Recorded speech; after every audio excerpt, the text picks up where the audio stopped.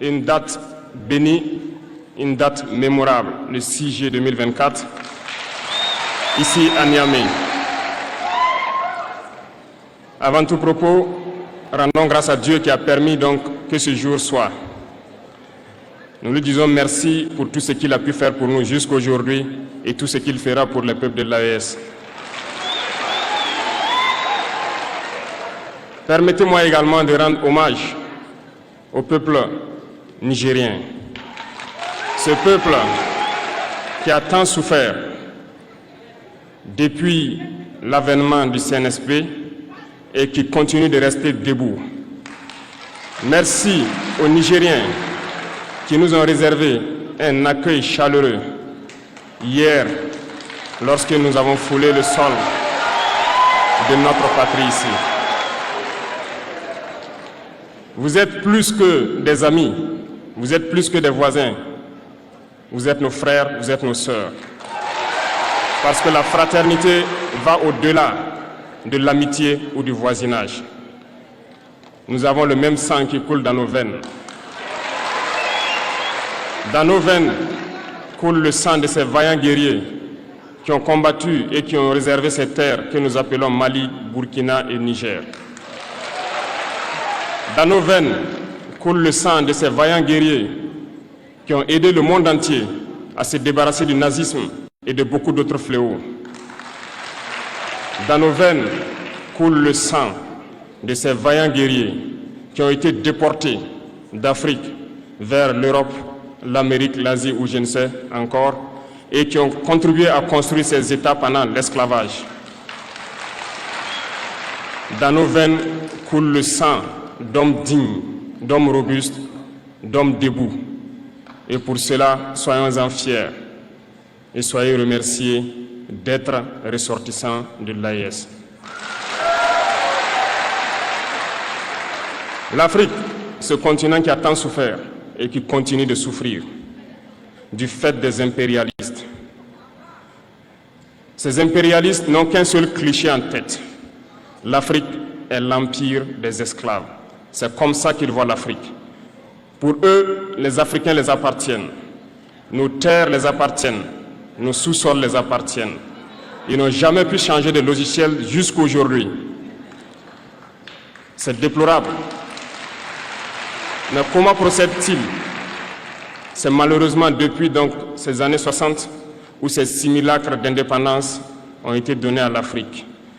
Ils n'ont juste fait que placer des valets locaux à la tête, selon eux, de leur sous-préfecture pour pouvoir continuer à les alimenter. Ces valets locaux que nous allons qualifier aujourd'hui d'esclaves de salon n'ont d'autre repère que de chercher à vivre comme le maître, à satisfaire le maître et à faire tout ce que le maître lui dicte. Ils volent, ils pillent nos États, amènent tout chez le maître et leur richesse est conservée chez le maître. Ils font tout pour vivre comme le maître et toujours le satisfaire. Lorsque le maître commande, ils exécutent. Savez-vous qui sont ces esclaves de salon? Eh bien, nous allons vous expliquer ce que c'est. Ce sont des individus qui n'ont aucune dignité, qui n'ont aucune morale, qui n'ont aucune personnalité. Mais le maître esclave a toujours su identifier ces individus. Ils sont toujours prêts à trahir leurs frères pour satisfaire le maître. Ils nous ont trahis depuis l'indépendance et d'autres continuent jusqu'à aujourd'hui à nous trahir au profit de leur maître. Ces individus continuent toujours, contre vents et marées, à piller l'Afrique, à aider le maître à piller l'Afrique. Ils se plaisent à le dire chaque année dans leurs sondages économiques. Le Burkina est le pays le plus pauvre, le Mali est le pays le plus pauvre, le Niger est le pays le plus pauvre. Nous sommes classés parmi les derniers. Très bien, si nous sommes aussi pauvres qu'ils le disent, mais quand est venu le moment de prendre nos responsabilités, nous avons demandé à ces maîtres de quitter les lieux. Pourquoi ne veulent-ils pas partir? Lorsque nous prenons le cas du Niger, depuis plus de 40 ans, certains pays exploitent l'uranium pour produire de l'énergie chez eux. D'Ottawa jusqu'à Paris, les rues sont illuminées, c'est la lumière. Mais au Niger, c'est l'obscurité qui nous est servie. Lorsque vous partez dans nos États, nos sols sont troués de toutes parts pour rechercher les métaux précieux tels que l'or. Mais souvent, il n'y a même pas la moindre route accessible pour atteindre les zones où ils exploitent l'or, encore moins certains services sociaux de base. Voilà pourquoi nous avons décidé de nous révolter. Il y a bien d'autres exemples. Mais lorsque nous avons décidé ainsi, eh bien, nous avons été approchés par certains esclaves de salon pour nous passer le message de leur maître. Parce qu'ils avaient créé cette sorte de chaîne polymère qui se relève à la tête de nos États pour les servir. Et nous sommes venus briser la chaîne. Et c'est inconcevable pour eux. Ils nous ont donc approchés et ils nous ont demandé de rentrer dans les rangs pour faire partir de l'élite qui doit diriger l'Afrique, parce qu'ils ont une élite formée et formatée qui doivent suivre, qui sont incrustés dans cette chaîne-là. Nous avons refusé de rentrer dans leur rang. Et dès lors, les hostilités ont commencé. Ils ont fait fourvoyer dans nos zones plusieurs mercenaires, des formateurs. Les agents sont descendus dans le Sahel pour espérer mener des attaques barbares, lâches contre nos populations, espérer les révolter. En plus de ces attaques sur le terrain, les attaques communicationnelles, la manipulation, la désinformation battent son plein dans leur rang. Mais les peuples du Sahel ont compris. Et plus jamais on ne pourra les manipuler. Ils savent d'où ils viennent, ils savent ce qu'ils font et ils savent où ils partent.